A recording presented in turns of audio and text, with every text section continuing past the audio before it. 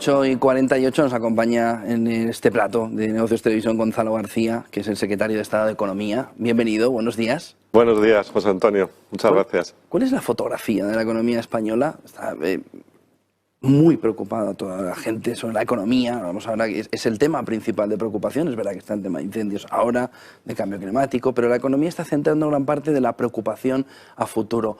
¿Cuál es el estado? ¿Cómo está ahora mismo? ¿Cuál se podría ser una buena fotografía de problemas principales y manera de salir de esta situación? Bueno, la situación de la economía es una situación de avance frente a algunos nuevos vientos que nos vienen golpeando desde hace unos meses y en particular desde que estalló la guerra de Ucrania, ¿no? El crecimiento, todos los datos apuntan a que en el segundo trimestre se ha acelerado después de que en el primer trimestre pues, acusamos el impacto de la guerra y también el paro de los transportes. Y estamos viendo también en el mercado de trabajo que esa situación que traíamos desde la recuperación fuerte durante el año pasado pues se ha mantenido. Estamos avanzando y resistiendo frente a elementos preocupantes y que claramente nos dificultan seguir avanzando, como la subida de los precios de la energía y de otras materias primas y el efecto que esto ha tenido en la inflación, que es nuestro principal problema. De manera que estamos en una situación en la que tenemos todavía una situación de crecimiento intensa y sólida este año. Todas las previsiones, ¿no?, incluso con todos estos vientos de cara, auguran un crecimiento del 4% superior, que es un crecimiento potente y, sobre todo, que este crecimiento va a continuar el año que viene. De manera que nos seguimos enfrentando a problemas, ¿no?, a nubes, pero la situación de la economía es sólida. Lo que pasa es que ese crecimiento de este año viene anualizado. La realidad trimestral del crecimiento es de un estancamiento, un crecimiento del 0,2, 0,3 en el conjunto de Europa, pero ese crecimiento del 4 y más del 4% viene sobre todo por la comparación con el año que viene. De la misma manera que el año que viene le perjudicará la comparación de este. Viene de la comparación en parte con el año pasado, porque el segundo semestre fue muy intenso, pero el empleo está creciendo. En el segundo trimestre el empleo ha crecido más de lo que venía creciendo antes de la pandemia, de manera que ese crecimiento es real y, sobre todo, las bases de ese crecimiento son reales, ¿no? Estamos viendo los datos de turismo que anticipábamos que nos íbamos a acercar a 2019, pero todavía a una cierta distancia, pues estamos ya prácticamente con los datos de mayo ahí, tanto en visitantes como en gasto de los turistas, ¿no? Pero además tenemos en particular la ejecución del plan de recuperación, no todas esas inversiones. Una de las variables que está llamando la atención positivamente es la inversión en bienes de equipo, ¿no?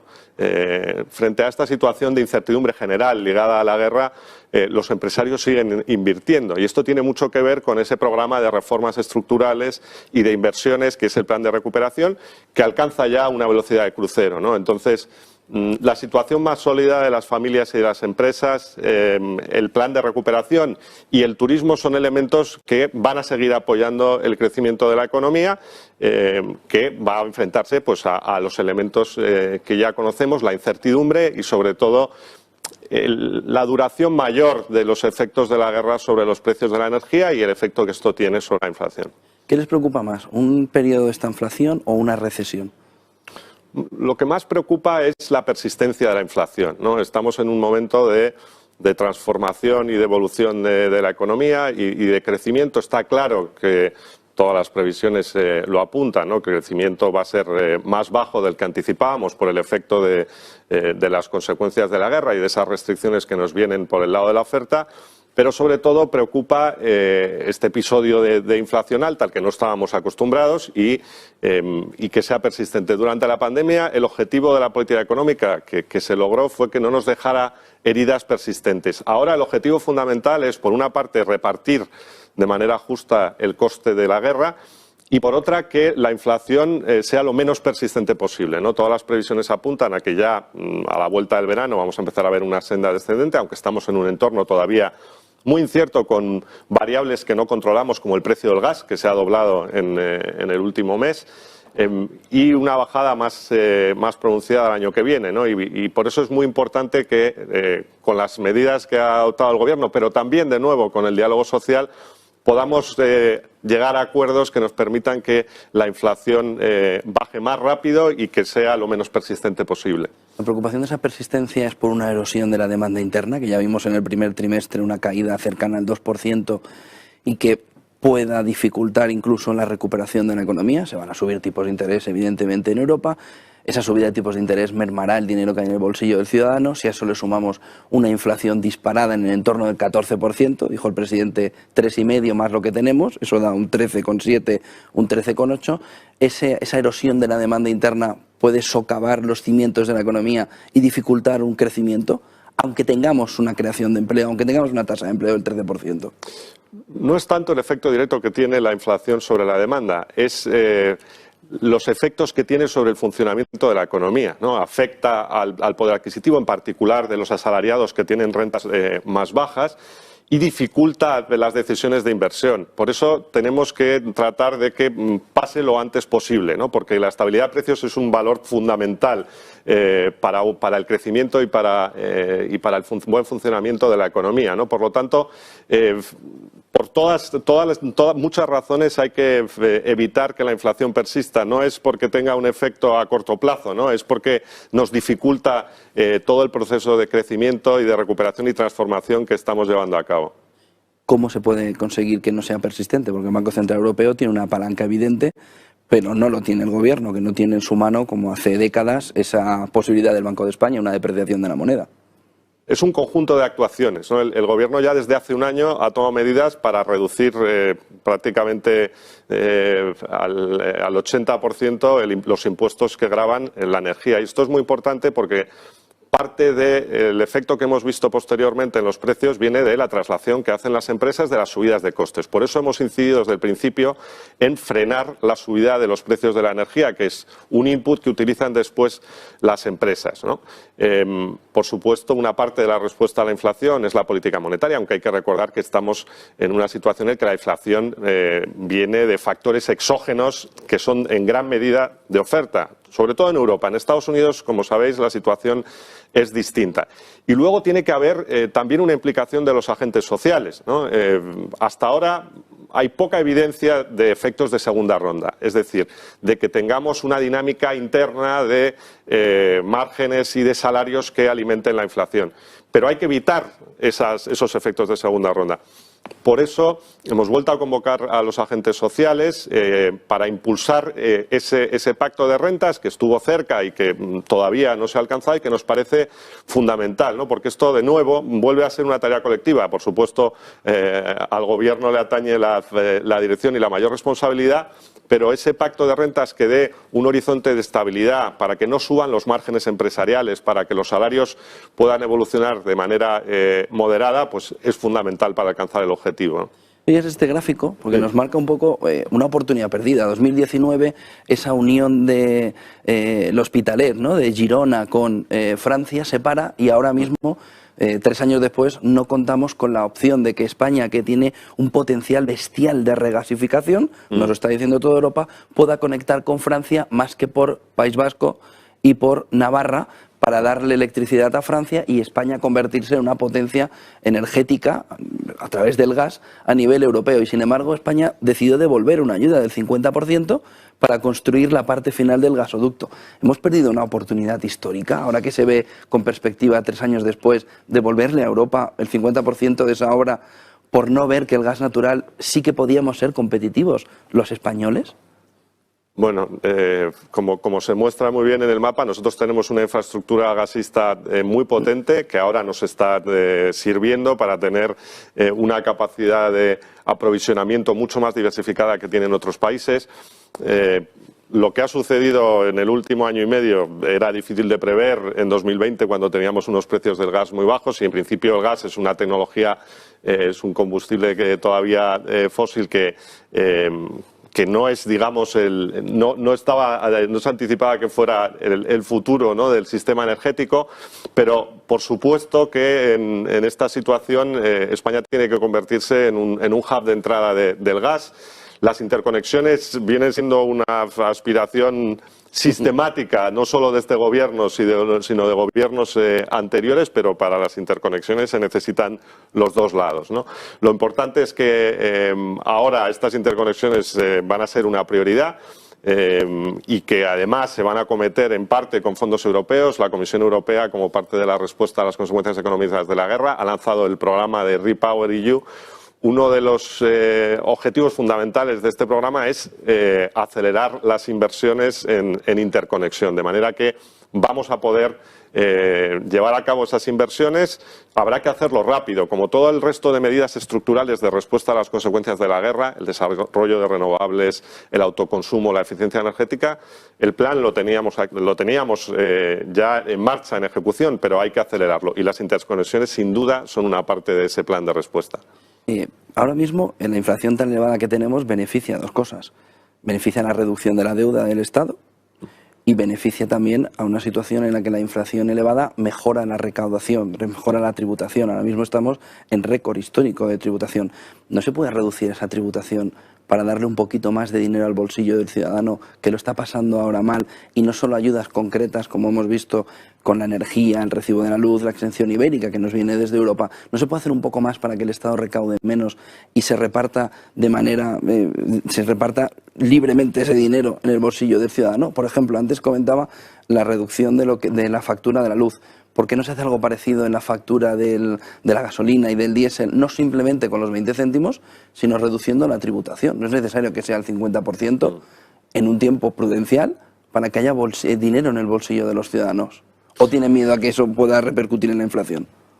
No, se han estado tomando ya medidas que claramente apoyan a los sectores y en particular a los colectivos más vulnerables para poder hacer frente a ese impacto de la inflación. Y no solo a los colectivos más vulnerables, ¿no? Se han tomado medidas que afectan al conjunto de la clase media trabajadora, como las reducciones de impuestos y la bonificación a los carburantes. España es, entre las economías grandes de la zona euro, la que más recursos ya ha destinado a estos fines, ¿no? A responder a las consecuencias de la guerra y apoyar a las familias y a las empresas, ¿no? Más de un 1% del PIB, y solo este año han sido 15.000 millones de euros, ¿no? Están siendo, de manera que el esfuerzo es muy importante, pero no nos tenemos que engañar con el efecto de la inflación sobre los ingresos, ¿no? Los ingresos públicos el año pasado subieron y tuvieron un comportamiento que les llevó a estar por encima del nivel previo a la pandemia, no por la inflación. No, pero no por la inflación el año pasado, como se ve, la inflación media del año pasado no explica más que quizá el 20% de la evolución de los ingresos, sino por la evolución del empleo y de las rentas, en particular las salariales, porque además eso es lo que el año pasado lo que realmente subieron fueron los impuestos directos, no los indirectos. Por otra parte, hay que pensar que ese efecto de la inflación sobre los ingresos es transitorio y luego tiene también un efecto sobre el gasto. De manera que no nos engañemos pensando que la inflación de alguna manera tiene algún beneficio, ¿no? Y creo que el ensanchamiento de las bases de ingresos es fundamental, obedece a razones reales que son más allá de la inflación, y en todo caso creo que el Gobierno ya ha hecho una respuesta muy contundente como ya hizo con la pandemia. Y hay que tener en cuenta además que esta lucha contra la inflación y esta respuesta a las condiciones que tenemos tiene que ser compatible con seguir cumpliendo la senda de reducción del déficit, ¿no? Que es fundamental. El año pasado redujimos el déficit más de 3 puntos, por encima de un punto con 3 por encima del objetivo, y este año tenemos que seguir en esa línea y ser capaces de mantener esa disciplina fiscal y esa responsabilidad en un entorno tan complicado como el que afrontamos. Pero ahora es fácil vía inflación hacer esa reducción de deuda también, ¿no? En un entorno inflacionario donde el PIB real es de en torno al 15, el 16%, si suman inflación más el crecimiento del PIB, es más fácil reducir esa deuda, ese efecto de Le está pasando a Estados Unidos, no solo a España. Sí, pero ese efecto de reducción del valor real de la deuda, cuando la inflación tiene origen importado, no funciona. Si a una familia que tiene un préstamo hipotecario le dice que le está reduciendo el valor de su deuda, si esto no supone un aumento de sus ingresos, al final ese efecto no se produce. De manera que tenemos que ser muy conscientes de pasar este episodio de inflación alta apoyando, por supuesto, a las familias y a las empresas. Yo creo que el presidente el otro día fue muy claro respecto al reconocimiento del impacto que está teniendo la inflación en las familias y en las empresas y la necesidad de responder, pero hacerlo sin pensar que vayamos a tener ningún efecto positivo de la inflación, aunque sea transitorio. Volviendo al pacto de rentas, dice la COE que hay miedo en el gobierno a meter en el debate funcionarios y pensionistas en ese pacto de rentas. ¿Es así? No, nosotros desde el primer momento hemos planteado el pacto de rentas como un pacto amplio en cuanto a su cobertura, pero que cubra sobre todo todas las rentas que participan en la producción, ¿no? Los salarios, que suele ser lo habitual, sí, aunque los salarios estamos viendo que están creciendo al 2,5, por lo tanto, un poco tienen que ver con la inflación. Y yo creo que, bueno, en general, las posturas que han planteado los sindicatos en esa negociación pues han sido razonables y estaban muy cerca de llegar a un acuerdo. Yo creo que aquí lo que tenemos que poner en valor son las medidas que ya hemos tomado para amortiguar el impacto de la inflación, que son medidas que van a facilitar ese acuerdo al que puedan llegar los agentes sociales y que tiene que cubrir todas las rentas, ¿no? Es muy importante que en este entorno no se amplíen, no se ensanchen los márgenes empresariales, esto es fundamental, y yo creo que los agentes sociales han dado muestras de mucha responsabilidad de manera muy reciente, no solo durante la pandemia, con la reforma laboral, que ya vemos los efectos que está teniendo sobre el mercado de trabajo, han dado muestras de responsabilidad y confiamos que vuelvan a hacerlo probablemente a la vuelta del verano, cuando han anunciado que retomarán los acuerdos de negociación colectiva. ¿Por qué esa preocupación por el ensanchamiento de los beneficios empresariales? Otro día dijo Yolanda Díaz en Televisión Española que el 85% de la inflación venía por beneficios empresariales, pero es un mensaje que no se había escuchado nunca. Es decir, que la inflación venga por ensanchar esos beneficios empresariales, es decir, que esa inflación tenga una repercusión tan alta, es un poco extraño. Es decir, sí que hay una repercusión de precios, es evidente, las empresas que puedan desplazar su presión de precios al cliente, es lógico que lo hagan, lo haría cualquiera, pero ese ensanchamiento de beneficios empresariales no tiene por qué llevarnos a inflación, ¿no? Creo que en esta ocasión las causas de la subida de la inflación están claras, ¿no? Cuando vemos que el precio del gas estaba a 20 euros y hoy está por encima de los 150, o cuando vemos cómo está no solo el petróleo, sino el precio internacional de los carburantes. Y no solo esto, sino los fertilizantes, el trigo, es decir, ha habido una subida de las materias primas energéticas y también de las que se utilizan en el sector agrario, que es lo que está explicando la inflación que vemos en los datos del IPC, ¿no?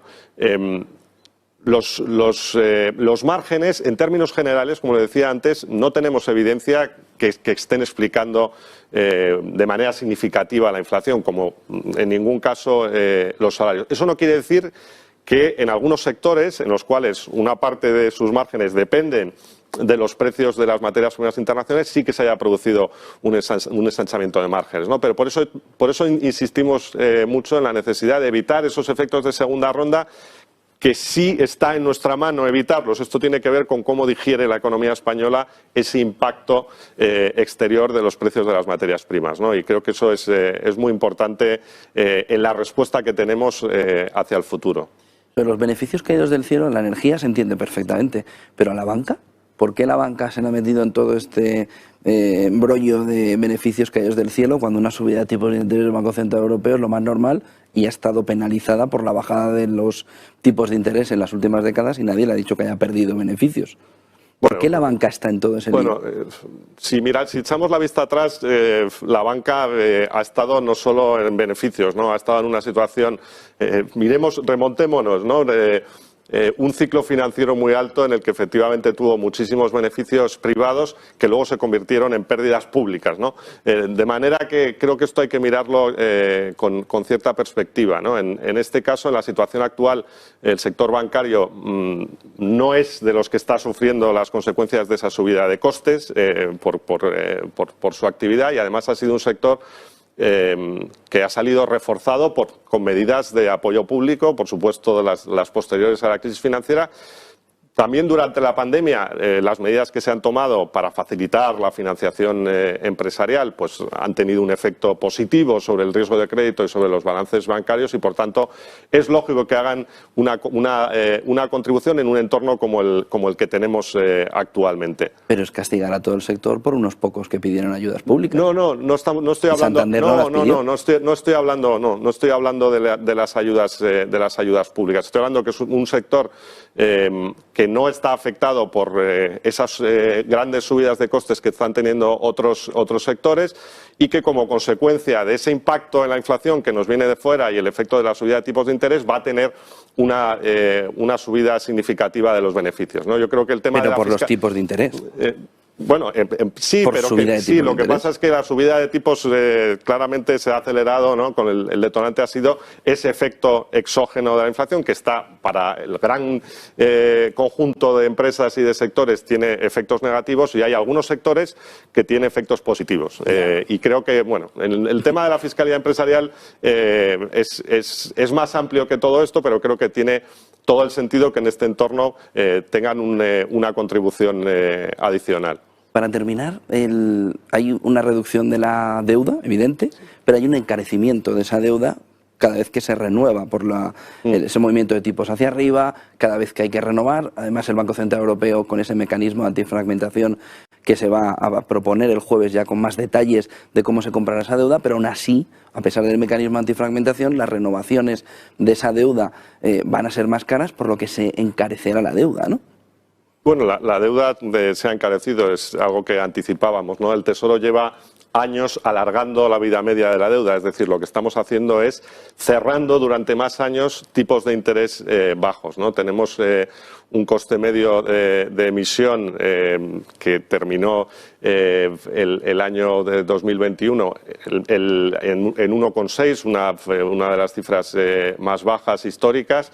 Y casi también por primera vez con un coste de emisión negativo. Por supuesto, esa era una situación que anticipábamos que no iba a durar y, por tanto, lo que hemos hecho es asegurarnos de que vamos a tener vamos a pagar tipos de interés bajos durante más tiempo, ¿no? Solo tenemos que refinanciar el 15% de la cartera como consecuencia de esa política, de manera que el efecto de la subida de tipos de interés, que sin duda se está viendo y que anticipábamos, va a tener un efecto moderado y gradual sobre la carga de intereses, sobre la parte de los ingresos públicos que dedicamos a intereses, ¿no? De manera que esta subida de tipos de interés la anticipábamos y hemos adoptado las medidas de prudencia para que tenga un efecto moderado, ¿no? Sobre el coste de financiación de la deuda. En todo caso, se compensará por la reducción de la deuda, entiendo. Bueno, por supuesto, se va a reducir la deuda y menos capital también. Sí, claro. Aquí, por supuesto, está la prudencia en la gestión de la cartera de deuda y al mismo tiempo está la prudencia fiscal para que la reducción del déficit y la subida del crecimiento nos permitan, como tenemos previsto y como venimos haciendo, acelerar, ¿no? La bajada de la ratio deuda-PIB.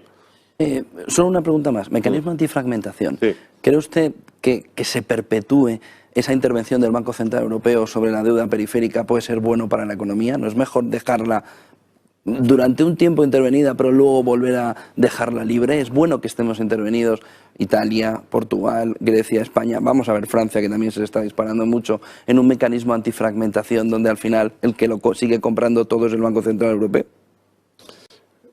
Las compras de los bancos centrales de deuda en todo el mundo desarrollado se han convertido en el principal instrumento de política monetaria, de manera que hay que normalizar esas compras, porque ha sido el instrumento que nos ha permitido evitar la deflación, ¿no? Eso parece que ahora está muy lejos, pero no, eso nos ha ocupado los últimos 10 o 15 años. Lo importante para la zona euro es que funcione como cualquier otra zona monetaria, como el Banco de Inglaterra o como la Reserva Federal, de manera que el mantener la estabilidad y, sobre todo, evitar que los movimientos especulativos y la inestabilidad en los mercados de deuda pública afecten a la transmisión de la política monetaria es un objetivo fundamental.